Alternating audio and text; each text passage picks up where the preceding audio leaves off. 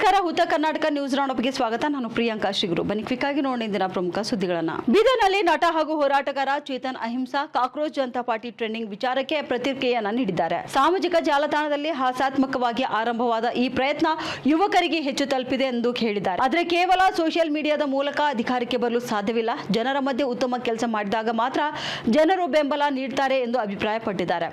Cockroach ಎನ್ನುವುದು fighting spirit ಹೊಂದಿರುವ ಜೀವಿ. ಅದೇ ರೀತಿ ಸಮಾಜದಲ್ಲಿ ಹೋರಾಟ ಮನೋಭಾವ ಕೂಡ ಇರಬೇಕು ಅಂತಲೂ ಕೂಡ ಹೇಳಿದ್ದಾರೆ. ಕೆಲವರು ಇದಕ್ಕೆ ಸಾಮಾಜಿಕ ಜಾಲತಾಣದಲ್ಲೇ ಬ್ರೇಕ್ ಹಾಕಲು ಯತ್ನಿಸುತ್ತಿರುವುದು ಹಾಸ್ಯಾಸ್ಪದವಾಗಿದೆ ಎಂದು ಟೀಕಿಸಿದ್ದಾರೆ. ಇನ್ನು ಪ್ರಜಾಪ್ರಭುತ್ವದಲ್ಲಿ ಅಭಿವ್ಯಕ್ತಿ ಸ್ವಾತಂತ್ರ್ಯಕ್ಕೆ ಅವಕಾಶ ಇರಬೇಕು. ನೆಗೆಟಿವ್ ಆಗಿ ನೋಡುವುದಕ್ಕಿಂತ ಬೇರೆ ಪಕ್ಷಗಳು ಇದನ್ನು ಸಕಾರಾತ್ಮಕವಾಗಿ ಬಳಸಿಕೊಳ್ಳಬೇಕು ಎಂದು ಹೇಳಿದ್ದಾರೆ. ಇದೇ ವೇಳೆ ನಟ ದರ್ಶನ್ ಕೂಡ ಜೈಲಿನಿಂದ 1 ವರ್ಷದೊಳಗೆ ಹೊರಬರುವ ಸಾಧ್ಯತೆ ಇದೆ ಎಂದು ಕೆಲ ವಕೀಲರು ಈಗಾಗಲೇ ತಿಳಿಸಿರುವುದಾಗಿ ಹೇಳಿದ್ದಾರೆ. ತಪ್ಪನ್ನ ತಿದ್ದುಕೊಂಡು ಉತ್ತಮ ವ್ಯಕ್ತಿಯಾಗಿ ಸಮಾಜಕ್ಕೆ ಮರಳಬೇಕು ಎಂದು ಆಶಿಸಿದ್ದರು. ಜನತಾ ಪಾರ್ಟಿ ಅಂತ ಏನು ಮಾಡಿದ್ದಾರೆ ಅದು ಒಂದು ಪೊಲಿಟಿಕಲ್ ಸ್ಯಾಟೈರ್ ಅಂತ ನೋಡ್ತೀವಿ. ಅದು ಒಂದು ಹಾಸ್ಯವಾಗಿ ಒಂದು ರೀತಿ ಕಾಮಿಡಿಯಾಗಿ ಮಾಡಿದ್ದಾರೆ. ಅದು ಒಳ್ಳೆ ಪ್ರಯತ್ನನೇ, ಅದು ಒಳ್ಳೇದಾಗಲಿ. ಅದು ಒಂದೇ ಒಂದು ರೀಚ್ ಆಗಿದೆ, ಒಂದು ಆನ್ಲೈನು ನಮಗೆ ಫಾಲೋವರ್ಸು. ಬಟ್ ಆನ್ಲೈನ್ ಫಾಲೋವರ್ಸಿಂದ ನೀವು ಅಧಿಕಾರಕ್ಕೆ ಬರೋಕ್ಕಾಗಲ್ಲ. ನೀವು ಏನು ಮಾಡಬೇಕು, ಜನರ ನಡುವೆ ಕೆಲಸ ಮಾಡಬೇಕು, ಜನರ ಮಧ್ಯೆ ಅವರು ಒಳ್ಳೆ ಜೀವನಕ್ಕೆ ಒಳ್ಳೇದು ಮಾಡೋಕ್ಕೆ ಒಂದು ರೀತಿ ಆ ದಿಕ್ಕಿನಲ್ಲಿ ಹೋಗಬೇಕು. ನೋಡಿ, ಸೋಷಿಯಲ್ ಮೀಡಿಯಾ ಬಂದಿರೋದು 40 ವರ್ಷದಿಂದ ಅಂತ ನಾವು ಒಂದು ಗಟ್ಟಿಯಾದ ಕಾಕ್ರೋಚಸ್ ಅನ್ನೋದು ಒಳ್ಳೆ ಒಂದು ಪರಿಕಲ್ಪನೆ. ಇವತ್ತು ಭಾಳ ರೆಸಿಲಿಯಂಟು ಫೈಟಿಂಗ್ ಸ್ಪಿರಿಟ್ ಇರೋ ಪ್ರಾಣಿ. ಅದು ಒಂದು ರೀತಿ ಇಡೀ ಒಂದು ಫೈಟಿಂಗ್ ಸ್ಪಿರಿಟ್ ಇರೋ ಪ್ರಾಣಿ. ಡೈನೋಸಾರ್ಸ್ಗಿಂತ ಹಳೆಯದು, 300 ಮಿಲಿಯನ್ ಇಯರ್ಸಿಂದ ಕಾಕ್ರೋಚಸ್ ಇದ್ದಾವೆ. ಕಾಕ್ರೋಚಸ್ ಅನ್ನೋದು ಭಾಳ ಗಟ್ಟಿಯಾಗಿ ಅದು ಒಂದು ರೀತಿ ಫೈಟ್ ಮಾಡ್ತಾರೆ. ಅದೇ ರೀತಿ ನಾವು ಕೂಡ ಒಂದು ಫೈಟಿಂಗ್ ಸ್ಪಿರಿಟ್ನಲ್ಲಿ ಫೈಟ್ ಮಾಡೋಣ. ಬಟ್ ನಮಗೆ ಕರ್ನಾಟಕಕ್ಕೆ ಒಂದು ಸಮಾಜ ಸಿದ್ಧಾಂತದ ಮೂವ್ಮೆಂಟ್ ಬೇಕು. ಅದು ಡೆಮಾಕ್ರಸಿನಲ್ಲಿ ಭಾಳ ಒಳ್ಳೆಯದು.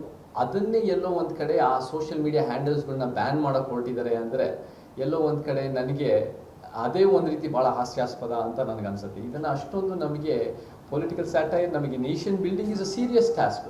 ಬಟ್ ಅದರ ನಡುವೆ ಒಂದು ರೀತಿ ಅಭಿವ್ಯಕ್ತಿ ಸ್ವಾತಂತ್ರ್ಯ ಇರಬೇಕು, ಒಂದು ರೀತಿ ಸ್ಯಾಟೈರ್ ಮಾಡೋಕ್ಕೆ, ಜೋಕ್ ಮಾಡೋಕ್ಕೆ ಅವಕಾಶಗಳಿರಬೇಕು.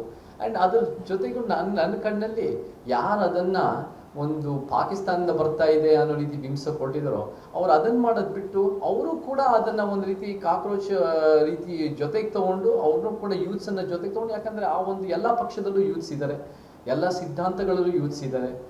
ಸೊ ಅವರು ಕೂಡ ಅದನ್ನು ಒಂದು ರೀತಿ ಅದನ್ನು ನೆಗೆಟಿವ್ ಆಗಿ ಪೋರ್ಟ್ರೇ ಮಾಡೋಕ್ಕಿಂತ ಅದು ಕೂಡ ನಾವು ಕೂಡ ಒಂದು ರೀತಿ ಬೇರೆ ಪಕ್ಷಗಳಿಗೆ ಅದನ್ನು ಬಳಸ್ಕೊಂಡು ಅದನ್ನು ಒಂದು ರೀತಿ ಅವರ ಒಂದು ಬೆನಿಫಿಟ್ಗಾಗಿ ಯೂಸ್ ಮಾಡ್ಕೋಬೋದು. ಜೈಲ್ ಅನ್ನೋದು ಕೂಡ ಭಾಳ ಒಂದು ಇಟ್ ಇಸ್ ನಾಟ್ ಈಸಿ. ಅಲ್ಲೂ ಒಂದು ಕಷ್ಟ ಆಗುತ್ತೆ. ಅಲ್ಲೂ ಕೂಡ ಒಂದು ಮೆಂಟಲಿ, ಫಿಸಿಕಲಿ ಬೇರೆ ಬೇರೆ ರೀತಿ ಕಷ್ಟಗಳು ಆಗುತ್ತೆ.